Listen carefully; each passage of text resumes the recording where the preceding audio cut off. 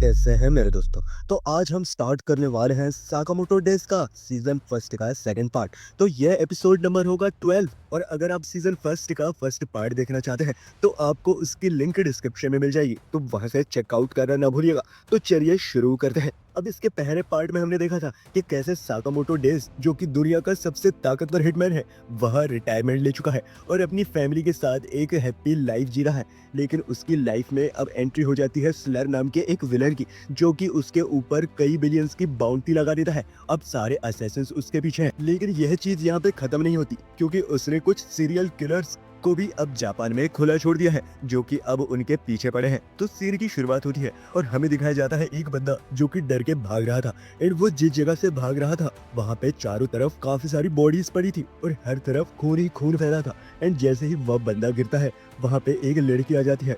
एक तरफ वो बंदा अपनी जान की भीख मांग रहा था, एंड यह सुनने के बाद वो लड़की एकदम से उसको हक कर लेती है एंड बोलने लग जाती है कि तुम कितने ज्यादा क्यूट हो। एंड इसी के साथ वह उस बंदे के आर पार कई सारे स्पाइक्स निकाल देती है, जिस कारण से उसकी मौत हो जाती है। तभी उसकी बॉडी को देखकर वो लड़की बोलने लग जाती है कि तुम कितने ज्यादा भद्दे दिख रहे हो, 1 मिनट पहले ही तो मैं तुम्हें कितना क्यूट समझ रही थी। एंड इस लड़की का नाम है डंप, जो कि डेथ रो नाम के एक असैसिन ग्रुप से बिलोंग करती है। अब तभी हमें एक और अननोन जगह दिखाई जाती है, जहाँ पे एक असैसिन अपना नेक्स्ट प्लान बना रहा था। लेकिन तभी पीछे से एक बंदा आता है और इन तारों का यूज करके उसके कई सारे टुकड़े कर देता है। लेकिन वो यहीं पर नहीं रुकता, उसके टुकड़े करने के बाद वो बॉडी को एकदम साइज बाई साइज अरेंज कर देता है। पर उस बंदे की तभी नजर पड़ती है एक बुक शेल्फ में, जहाँ पर एक बुक्स की वॉल्यूम में एक बुक मिसिंग होती है। एंड यह देख के उस बंदे का दिमाग खराब हो जाता है और वो कांपने लग जाता है। एंड वो सीधे जाके उस वॉल्यूम को खरीद लाता है एंड वहां पर रख देता है। एंड उस बंदे का नाम होता है अपार्ट, जो कि हमारा दूसरा क्रिमिनल है। एंड तभी हमें एक बंदा और दिखाया जाता है जिसने कि किसी एक आदमी को मीट बॉल बना दिया है। एंड इस बंदे का नाम है मिनिस्ट, जो कि हमारा तीसरा क्रिमिनल है। एंड तभी हमें आखिरी क्रिमिनल को दिखाया जाता है, जो कि लड़की के साथ होटल में होता है। एंड वो लोग चैट कर रहे होते हैं कि आखिर उन्होंने कितने लोगों को मारा है। एंड इस बंदे का नाम होता है सौ। अब तभी सीन शिफ्ट होता है एंड हमें पास्ट का सीन दिखाया जाता है, जहाँ पे वुटोंग शॉप को छोड़ के जाने से पहले साकामोटो को लू का ख्याल रखने के लिए बोलता है, क्योंकि वो स्लर पे इन्वेस्टिगेशन करेगा, साथ ही उन सारे क्रिमिनल्स पे भी जो डेथ रो में बिलोंग करते हैं। अब हम वापस प्रेजेंट में आते हैं, जहाँ पर शिन कंप्लेन कर रहा होता है कि उस वुटोंग के बच्चे ने हमें कैसीनो वाला पैसा भी नहीं दिया। अब हमारा साकामोटो का ग्रुप एनिमीज के बारे में जानने के लिए वही वीडियो रेंटल शॉप में चले आते हैं। एंड उनकी लाइफ की मूवी देखने के लिए साकामोटो को 1 मिलियन से भी ज्यादा पेमेंट करना पड़ता है। अब तभी सीन कट होता है एंड हमें दी ऑर्डर को दिखाया जाता है, जो कि गाड़ी में ही कहीं जा रहे थे। लेकिन इन लोग के साथ में एक बुढ़ा भी बैठा हुआ है, जो कि सो रहा है। अब ये लोग भी डेथ रो के बारे में ही बात कर रहे होते हैं, क्योंकि उन्होंने पूरे शहर में काफी ज्यादा चहल-पहल मचा रखी है। एंड यहाँ पे टोटल ऑर्डर के 5 मेंबर्स होते हैं। अब ये जो बुड्ढा बैठा है, यह कोई मामूली बंदा नहीं है, बल्कि इसमें भी कुछ खतरनाक पावर्स हैं, वो हम आगे देखेंगे। अब ओसेरा की ड्राइव कर रही थी और वो किसी कारण से एक टर्न लेना भूल जाती है। अब ओसेरा की काफी बुरी तरीके से गाड़ी चला रही होती है, जिस कारण से यह बुड्ढा ताकामुरा गिरने लग जाता है। एंड ये देख के हियो को उसकी चिंता होने लग जाती है। एंड इन सब के झगड़े के दौरान शिशिबा ओसेरागी को ड्राइव करना सिखा रहा होता है। एंड तभी हायो डायलॉग मारता है कि जो भी हमारे डोमेन में आएगा हम लोग उसको खत्म कर देंगे। यह डायलॉग सुनने के बाद नागुमो बोलने लग जाता है कि यह तो वही डायलॉग है ना जो मैंने पिछले दिन मूवी में देखा था, जहाँ पे वो बंदा यह डायलॉग बोलने के बाद मर गया था। एंड यह सुनने के बाद हियो का दिमाग खराब हो जाता है एंड शिशिबा वार्न करता है कि उसे गुस्सा मत दिलाओ। अब उसेरागी बोलने लग जाती है कि उन क्रिमिनल्स को फर्क नहीं पड़ता कि कितने लोग मर जाएंगे। यह सुनने के बाद शिशिबा बोलने लग जाता है कि यह चीज तुम पर भी अप्लाई करती है। उसी मोमेंट पे एक मक्की ताकामुरा के काफी क्लोज चली जाती है एंड यह देखकर सभी शॉक हो जाते हैं। एंड शिशिबा चिल्लाता है कि फौरन सब झुक जाओ। एंड एक ही झटके में ताकामुरा उनकी गाड़ी की छत अलग कर देता है, लेकिन इसके बावजूद भी उनमें से कोई भी बंदा कंप्लेन नहीं करता एंड वो लोग उसी हालत में चलने लग जाते हैं। दूसरी तरफ हमें साकामोटो के ग्रुप को दिखाया जाता है, जहाँ पे वो लोग मूवी देख रहे थे सिवाय साकामोटो के, क्योंकि वह सो रहा था। दूसरी तरफ लू बताती है कि यह काफी ज्यादा बोरिंग मूवी है। तभी सीन शिफ्ट होता है एंड हमें दिखाया जाता है कि किसी बंदे ने साकामोटो की तरफ एम कर रखा है।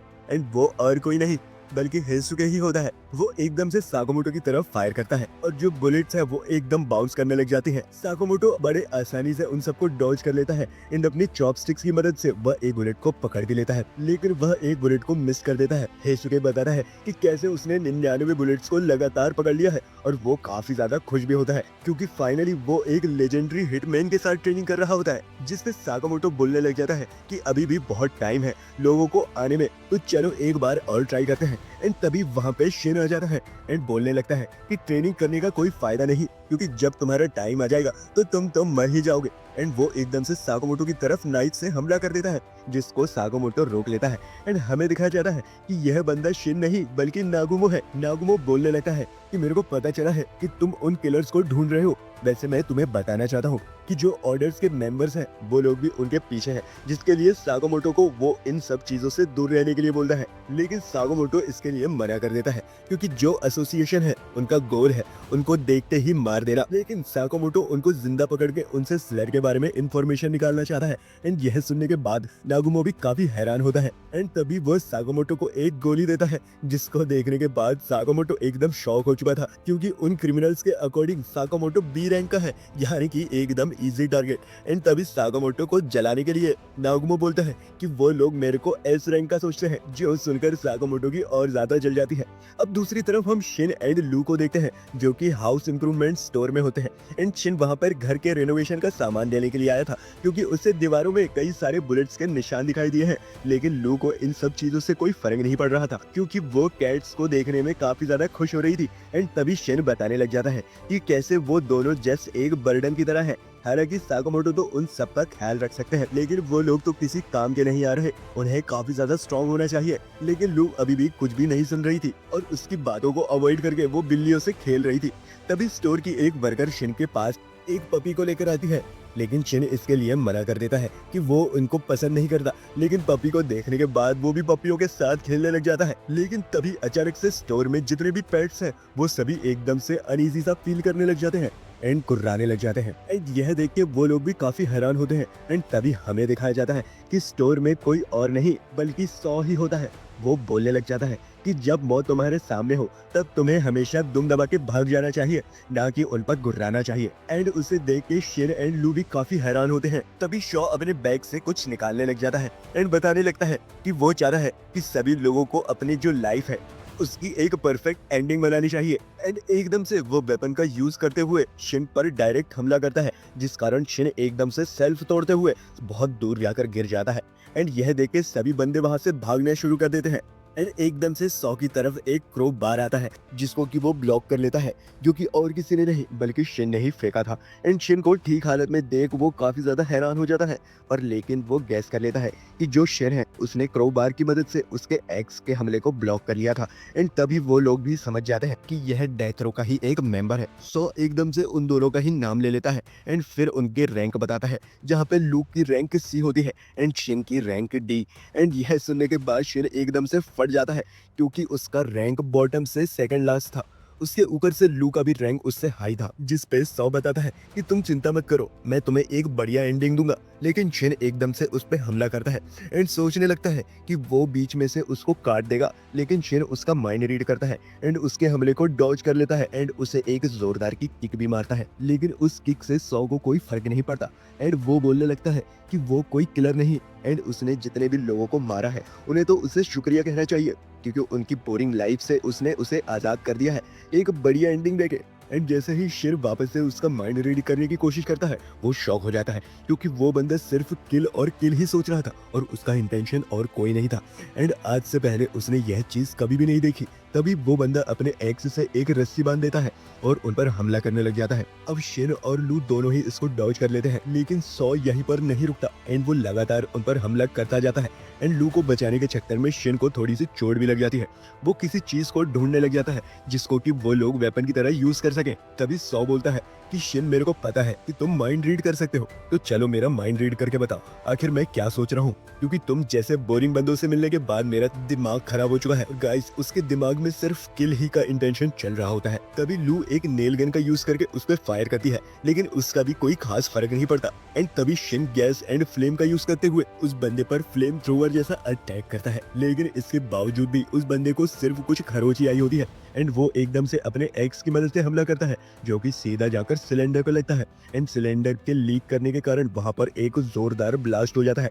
लू शिन को एकदम कवर कर लेती है एंड इसके कारण शिन को ज्यादा चोट नहीं आती एंड दूसरी तरफ सौ को भी कोई खास फर्क नहीं पड़ा था। अब लू को इस हालत में देखकर शिन का बिल्कुल दिमाग खराब हो जाता है, क्योंकि अगर शिन स्ट्रांग होता तब वो अपने आसपास के लोगों को प्रोटेक्ट कर पाता। तभी दूसरी तरफ हमें साकामोटो दिखाया जाता है, जो कि उनकी चिंता कर रहा था, क्योंकि वो लोग ऑलरेडी काफी ज्यादा लेट हो चुके हैं। यह सुनने के बाद हेजुके पूछने लगता है कि आखिर जो शिन है वो कितना स्ट्रांग है, जिसके बाद साकामोटो बताता है कि शिन के पास काफी ज्यादा पोटेंशियल है, लेकिन उसके पास रियल एक्सपीरियंस नहीं, लेकिन अभी तक उसके बेस्ट पार्ट को किसी ने देखा नहीं है। दूसरी तरफ हमें दिखाया जाता है कि शिन की धुलाई हो चुकी है एंड सौ बोलने लग जाता है कि काश मैं तुम्हारा माइंड रीड कर पाता, क्योंकि तब मेरे को पता चलता कि आखिर तुम किस तरीके से डर रहे हो। तुम दोनों का काम तमाम करने के बाद मैं साकामोटो की फैमिली की तरफ जाऊंगा एंड उसकी फैमिली को उसी की आंखों के सामने मार डालूंगा, जो कि मेरे लिए काफी ज्यादा इंटरेस्टिंग मोमेंट होगा। और यह सब सुनते ही शिन का जो ब्लड है वो काफी ज्यादा तेजी से फ्लो करने लग जाता है, चीजें काफी ज्यादा स्लो हो जाती हैं एंड उसकी जो आंखें हैं वो एकदम से ग्लो करने लग जाती हैं। तभी सौ एकदम से उस पर हमला करता है, लेकिन शिन गायब हो जाता है एंड उसके पीछे पहुंच जाता है। एंड ये सब देख के सौ काफी ज्यादा हैरान हो जाता है कि आखिरकार इस बंदे ने मेरा अटैक को डॉज कैसे किया। तभी वो फिर से हमला करता है, लेकिन शिन उसके हमले करने से पहले ही उसे रोक लेता है एंड तभी वो बताता है कि मैं फ्यूचर देख पा रहा हूँ। उसके बाद वह लगातार सौ पे काफी सारे पंचेस थ्रो करता है, जो कि सौ को सही में फील होते हैं और काफी ज्यादा लीथल होते हैं एंड उसको समझ नहीं आता कि आखिर यह बंदा पूरा कंप्लीटली चेंज कैसे हो गया। वो फिर से हमला करने की कोशिश करता है, लेकिन जो शिन है वो उसके जॉ में एक मुक्का मारता है। सौ लगातार उस पर हमला करने लग जाता है, जिसको कि शिन काफी आसानी से डॉज कर रहा था। एंड तभी हमें शिन का पर्सपेक्टिव दिखाया जाता है, जहाँ पे वो देख पा रहा था कि आखिर जो शॉ है वो किस तरीके से उस पर हमला करने वाला है। एंड एक ही पंच में शिन उसको लिटा देता है एंड उसको शुक्रिया बोलता है, क्योंकि उसी की मदद से उसने आज कुछ नया सीखा और नई टेक्निक को इजाद किया। लेकिन जो शॉ है वो इतना ज्यादा डैमेज लेने के बाद भी वापस से उठने लग जाता है, लेकिन शिन कहता है कि मैं तुम्हें साकामोटो फैमिली पर हाथ भी नहीं डालने दूंगा और उसकी तरफ आगे बढ़ता है। एंड यह एपिसोड यहीं पर खत्म हो जाता है। तो गाइस कमेंट करके जरूर बताइएगा कि शिन का यह ट्रांसफॉर्मेशन आपको कैसा लगा, और नेक्स्ट वीडियो देखना हो तो मेरे चैनल को सब्सक्राइब कर लेना। आप मेरे चैनल की दूसरी वीडियोस को भी देख सकते हैं, मैं आपसे वहीं मिलूंगा। So that's my time guys, bye.